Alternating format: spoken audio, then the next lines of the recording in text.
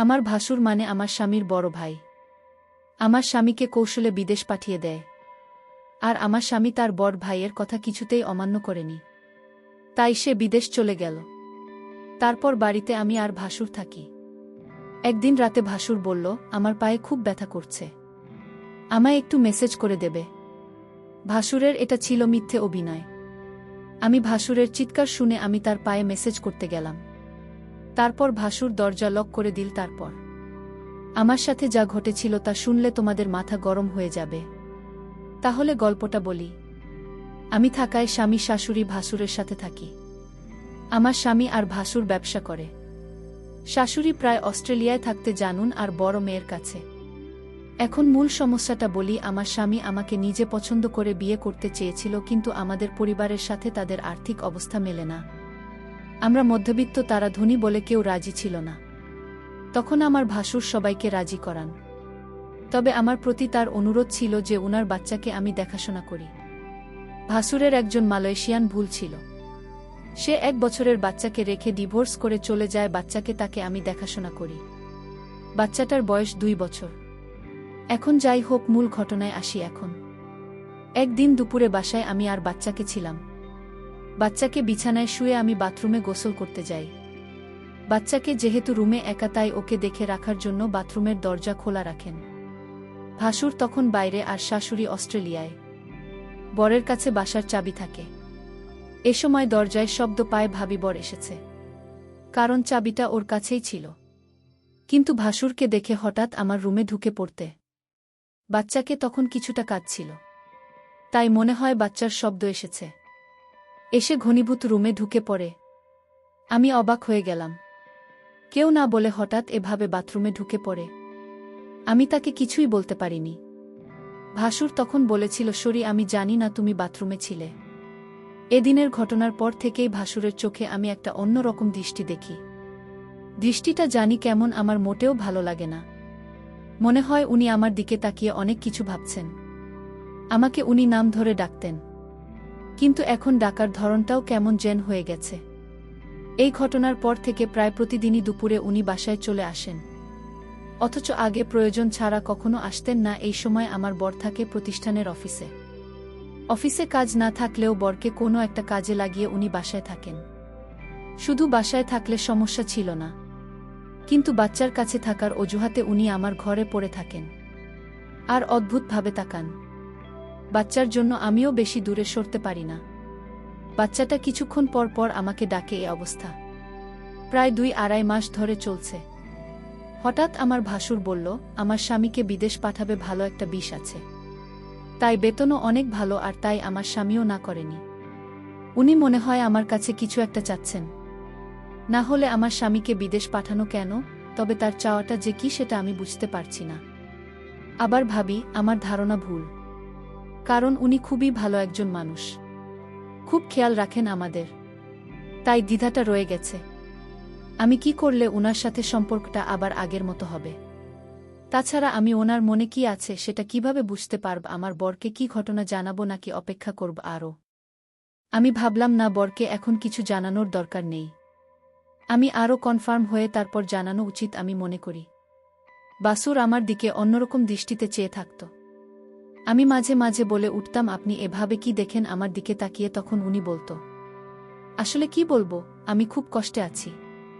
আমার কষ্টটা যদি তোমার কাছে বলি তুমি হয়তো কি মনে করো তা আমি জানি না, তবে তুমি আমার বাচ্চাটাকে নিজের মনে করে লালন পালন করছো, এতে আমি অনেক খুশি।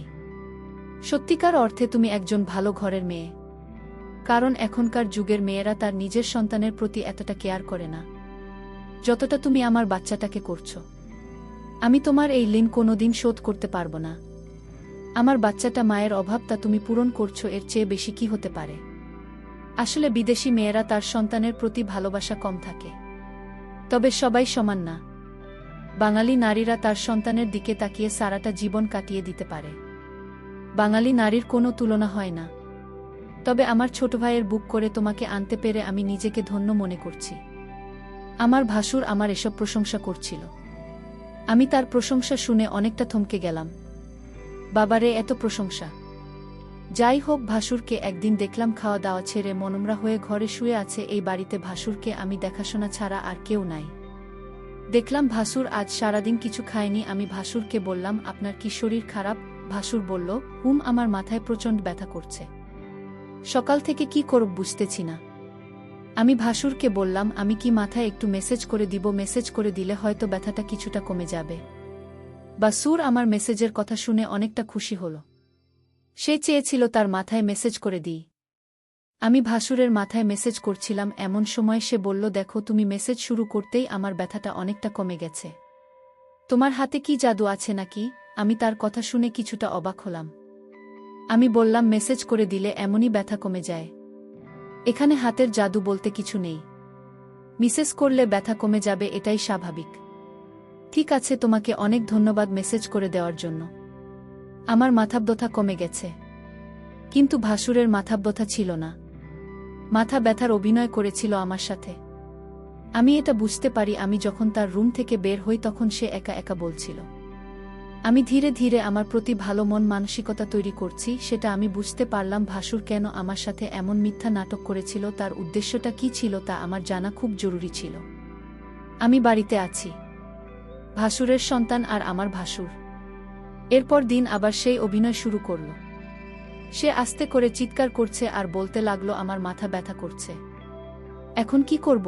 আমি তখন ভাসুরকে বললাম, ডাক্তারের কাছে যান, তাহলে সব ঠিক হয়ে যাবে। রোগ নিয়ে ঘরে বসে থাকলে কি আর চলবে? বার ভালো হবে। ভাসুর আমার কথা শুনে দেখলাম তার মুখটা অন্ধকার হয়ে গেল। আসলে কি তার মাথা ব্যথা করছে নাকি এসব অভিনয়? আমি তার হাবভাব কিছুই বুঝতেছি না। আমি ভাসুরকে বললাম, চলুন আজ আপনাকে ডাক্তারের কাছে নিয়ে যাই।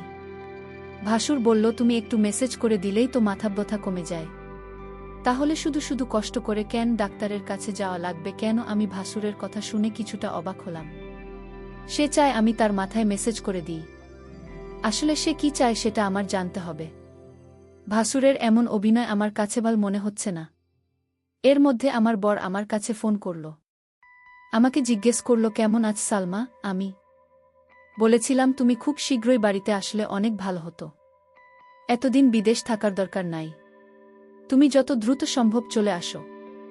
আমার স্ত্রীর এমন কথা শুনে আমি কিছুটা থমকে যাই। আমার স্ত্রী তো কোনোদিন এমন কথা বলেনি। আজ সে এমনভাবে বলছে আমি যেন আজই দেশে চলে আসি। আমি সালমাকে জিজ্ঞেস করলাম, তোমার কোনো অসুবিধা হচ্ছে? সালমা বলল, না, তেমন কোনো সমস্যা হচ্ছে না। বর ভাই জান তোমার খোঁজ খবর রাখে তো? আমি বললাম, ভালোই খোঁজ খবর রাখে। ঠিক আছে, এখন রাখি, পরে কথা হবে। ভাসুর আড়ালে থেকে আমার সমস্ত কথাগুলো শুনছিল। কথা শেষ হতেই ভাসুর চলে গেল তার রুমে। রাত হল। ভাসুর আমায় ডাকছে, বলছে, সালমা, আজ আমার পায়ে অনেক ব্যথা করছে। বুঝলাম না আমার কি হয়েছে। দিন দিন রোগ বেড়ে চলেছে। তুমি কিছু মনে না করলে আমার পায়ে একটু মেসেজ করে দাও। সে ব্যথায় চিৎকার করছে আর বলছে আমার পায়ে অনেক ব্যথা করছে। আমি ভাসুরের চিৎকার শুনে তার পায়ে মেসেজ করতে শুরু করলাম। ভাসুর তখন ঘুমিয়ে পড়ল। ভাসুর ঘুমিয়ে রইল আর আমি তার পায়ে মালিশ করে দিচ্ছিলাম। কিন্তু ওইদিকে বাচ্চাটা কাঁদছিল। আমি ভাসুরকে বললাম, আপনি ঘুমিয়ে পড়েছেন, বাচ্চাটা কাঁদছে, আমি চলে যাই। তখন ভাসুর বলল, ঠিক আছে, বাচ্চাটাকে ঘুম পাড়িয়ে আবার এসো। ভাসুর আমার সাথে এমন করছে মনে হচ্ছে আমি এ বাড়ির চাকরানির। সারাক্ষণ তার সে বলতো আমার করতে হয়। আমি তো এই পরিবারের সমস্ত কাজ করতে করতে আমি অনেক ক্লান্ত, কিন্তু আমার কষ্ট কি আর কেউ বোঝে? পরের দিন আমি বলেছিলাম ভাসুরকে, আপনার মাথায় ব্যথা, পায়ে ব্যথা, আর চলুন আপনার চিকিৎসা করাব। আজ আমি আপনাকে ডাক্তারের কাছে নিয়ে যাব, আপনি না যেতে চাইলে আপনাকে জোর করে নিয়ে যাব। ভাসুর মনে হচ্ছে গলা শুকিয়ে গেল, কারণ ডাক্তারের কাছে গেলে হয়তো সত্যটা পাশ হয়ে যাবে, তার কোনো রোগ ধরা পড়বে না, তখন হয়তো আমার চোখে সে দোষী হয়ে যাবে। এটা ভেবেই ভাসুর ডাক্তারের কাছে যেতে চাইত না। আমি সেটা ভালো করে বুঝতে পারতাম। আর তাই ভাসুরকে আজ আমি বললাম, আপনি যদি আজ ডাক্তারের কাছে না যান তাহলে আপনি বাড়িতে একা একা থাকতে হবে। আমি চলে যাব এই বাড়ি থেকে, আমার স্বামী ফিরে আসলে আবার এই বাড়িতে ফিরব। তার আগে না। ভাসুর আমার কথা শুনে থমকে গেল। তাহলে সালমা আমার মনের কথা কি বুঝে গেল নাকি? আমি বললাম, ঠিক আছে সালমা, চল আজ আমি ডাক্তারের কাছে যাব, তুমি যখন চাইছো। আমি কি আর না করতে পারি? এখানে তো আমার কোনো উপকার হবে না। আপনার রোগ ভাল হবে, আপনার ভালোর জন্যই তো ডাক্তারের কাছে নিয়ে যাওয়া ভাসুরের মতো ভাল ছিল না। এটা আমি শিওর হলাম তার কথায়। যাই হোক, ডাক্তারের কাছে গেলাম। ডাক্তার তার সমস্ত শরীর পরীক্ষা করল। পরীক্ষার রিপোর্টের জন্য অপেক্ষা করতে লাগলাম। ভাসুর আজ অবশ্যই আমার কাছে ধরা পড়বে। ভাসুরের মুখখান দেখলাম শুকিয়ে গেছে। প্রায় 4 ঘন্টা পর রিপোর্ট আসলো। ডাক্তার রিপোর্ট দেখে বলল, আপনার কোনো সমস্যা নাই, আপনি তো ভালো আছেন, আপনার সমস্ত রিপোর্ট ভালো। ডাক্তারের কথা শুনে ভাসুর অনেকটা লজ্জিত হল। আমি ভাসুরকে নিয়ে বাড়িতে ফিরলাম। আমি ভাসুরকে জিজ্ঞেস করলাম, আপনার কোনো রোগ নেই, আপনি রোগের ভান করে কেন আমাকে কষ্ট দিলেন? আপনার উদ্দেশ্যটা কি বলবেন? ভাসুর বলল, আরে অনেক সময় রিপোর্টের সমস্যা ধরা পড়ে না, কিন্তু সালামা বিশ্বাস করো আমার সত্যি পায়ে এবং মাথা ব্যথা করছিল। পরের দিন রাতে ভাসুর আবার চিৎকার শুরু করল, বলতে লাগল, ব্যথায় মরে গেলাম, আমার খুব পায়ে ব্যথা করছে। শুনছো সালমা, তুমি আমার পায়ে একটু মেসেজ করে দাও। আমি তার চিৎকার শুনে কি আর করবা, মেসেজ করতে গেলাম, তার পায়ে মেসেজ করে দিলাম। ভাসুর তখন ঘুমের ভান করে শুয়েছিল। সালমা তার পায়ে ম্যাসাজ করে দিচ্ছিল। ভাসুর বলল, ঠিক আছে, আমার ব্যথা একদম নিরাময় হয়ে গেছে, এখন তুমি যাও, ঘরে গিয়ে ঘুমিয়ে পড়। কিন্তু সালমা দেখিয়ে আমার কথা কিছু শুনেছেন না। সে আমার পায়ে ধরে ঘুমিয়ে গেছে। মনে হচ্ছে সে অনেক ক্লান্ত হয়ে গেছে। আমি বিছানা থেকে উঠে বললাম, তুমি এখানে কিভাবে এলে, আর আমার রুমে কেন? এখানে তুমি কি করছো? ভাসুরের এসব কথা শুনে আমার মনে হলো, বাহ, আপনি তো ভালোই বলছেন। ভাসুর বলল, যাও তোমার রুমে গিয়ে ঘুমাও। ভাসুরের আজকে বিষয়টা আমি কিছুই বুঝতে পারছিলাম না। রাত শেষে সকাল যখন এল, একজন লোক ডাকতে লাগল, সালমা ম্যাডাম বাড়িতে আছেন? আমি বললাম, আমি সালমা, বলুন কি বলবেন। লোকটি আমার হাতে একটি কাগজ দিয়ে বলল, এটা আপনার স্বামী বাড়ি থেকে পাঠিয়েছে। আমি কান খুলে যা দেখলাম তা দেখে আমার মনে হচ্ছিল আকাশ বুঝি আমার মাথায় ভেঙে পড়ল। এটা ছিল ডিভোর্স লেটার। আমার স্বামী আমাকে বিদেশ থেকে ডিভোর্স দিয়ে দিয়েছে। আমার তো কোনো অপরাধ ছিল না, তাহলে কেন সে আমাকে ডিভোর্স দিল? আমি তো কিছুই বুঝতেছি না। আমি অনেকটা ভেঙে পড়তে লাগলাম, আমার মাথায় কোনো কাজ করছিল না, আমি এটা মেনে নিতে পারছি না। কোনো কারণ ছাড়াই আমাকে ডিভোর্স দিল আমার স্বামী, এটা আমি কিভাবে মেনে নেব? কিন্তু হঠাৎ আমার মধ্যে আমার স্বামী একটা ভিডিও সেন্ড করে পাঠাল। ভিডিওটা দেখে আমার মাথা ঘুরে গেল। ভিডিওটা তো আমি যখন ভাসুরের পায়ে ব্যথা ছিল তখন মেসেজ করেছিলাম সেই ভিডিও। আমি ভিডিওটা দেখে চমকে গেলাম। আমি ভাসুরের উপকার করলাম, আর ভাসুর কিনা আমার স্বামীকে ভুল ধারণা দিল কেন সে এটা করল। আমি ভাসুরের রুমে গিয়ে ভাসুরকে বললাম, আপনি কি মানুষ না অন্য কিছু? আপনি কিসের জন্য আমার সংসারটা ভেঙে দিলেন একটা মিথ্যা নাটক করে? আমার মতো সহজ সরল ছিল, আমি কিছুটা বুঝতে পারছিলাম, কিন্তু আমি তো আপনাকে বলিনি, কারণ আমি আপনাকে সম্মান করি তাই, আর আপনি সম্মানের এই প্রতিদান দিলেন। ভাসুর তখন 10 লক করে দিল। আমি বললাম, দরজা লক করলেন কেন? সে বলল, একটু পরে সবাই বুঝতে পারবে। ভাসুর তখন আমার পায়ে এসে পড়ল আর বলল, তুমি আমায় ক্ষমা করে দাও, আমি যা করেছি আমার সন্তানের জন্য করেছি। আমি চেয়েছি তুমি আমার সন্তানের জননী হও। আমার সন্তানকে তুমি যেভাবে লালন পালন করেছ এতে আমি অনেক খুশি। আমি চাই তুমি আমার হয়ে সারা জীবন থাকো। আর তাই তো আমি এটা করেছি, নিজের সন্তানের জন্য সকল বাবা মা সব কিছু করতে পারে। আমাকে তুমি ক্ষমা করে দিও।